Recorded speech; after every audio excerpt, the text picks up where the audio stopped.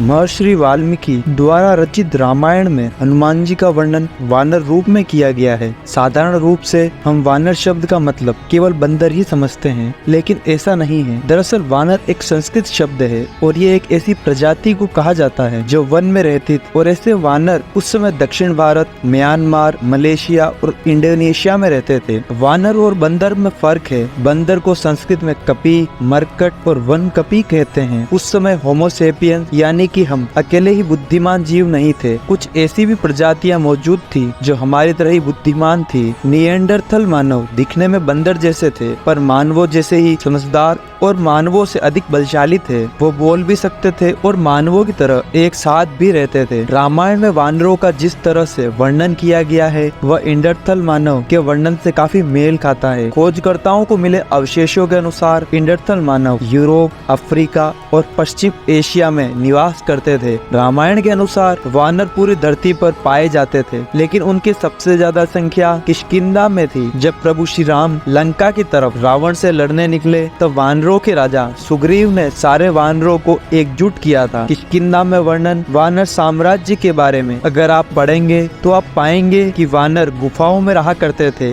और खोजकर्ताओं ने पाया है कि इंडरथल मानव भी गुफाओं में रहते थे। निएंडरथल के अवशेषों में वैज्ञानिकों को हार्ड बोन के सबूत मिले हैं, जिससे ये साबित होता है कि वो आपस में बातचीत भी किया करते थे। जैसे जैसे खोज हुई तो ये साबित हो गया कि निएंडरथल होमो सेपियंस साथ में ही रहते थे और आपस में बातचीत किया करते थे। और इतना ही नहीं, होमो सेपियंस और निएंडरथल आपस में ब्रीडिंग भी करते थे। अगर हम रामायण को देखें तो रामायण में मनुष्य और वानरों के विवाह का उल्लेख मिलता है। सुग्रीव और बाली को अगर हम देखें तो उनकी पूंछ दिखाई गई है, लेकिन उनकी पत्नियों की कोई पूंछ नहीं है और ना ही उन्हें बंदरों की तरह दिखाया गया है। इससे ये साबित होता है कि बाली और सुग्रीव बंदर नहीं थे, वे वानर थे। रामायण में वानरों को कभी भी बंदर के रूप में प्रस्तुत नहीं किया गया। वाल्मीकि रामायण में हनुमान जी के बारे में कहा गया है कि वह ऋग्वेद, यजुर्वेद, सामवेद के विद्वान थे और संस्कृत और व्याकरण के अच्छे ज्ञाता थे। अगर हनुमान जी इतने ही ज्ञानी थे तो वो बंदर कैसे हुए? रामायण में ऐसे कई सबूत हैं जिससे ये साबित होता है कि वानरों की जाति मनुष्यों की तरह ही विकसित और बुद्धिमान थी, जिससे हम अज्ञानता के कारण बंदर समझ बैठे। आज का विज्ञान रामायण और महाभारत को काल्पनिक मानता है, क्योंकि रामायण और महाभारत में ऐसे युद्ध और वीरों का वर्णन है जो आज के इंसानों से ज्यादा बुद्धिमान और ताकतवर थे। लेकिन हमारे विज्ञान के थ्योरी ऑफ इवोल्यूशन के अनुसार इंसान का विकास जिस तरह से हुआ है उससे आज का इंसान होशियार और सर्वश्रेष्ठ है। इसलिए वैज्ञानिक और कुछ लोग रामायण और महाभारत को हजम नहीं कर पाते। इस वीडियो में दी गई जानकारी से आप सब लोग सहमत होंगे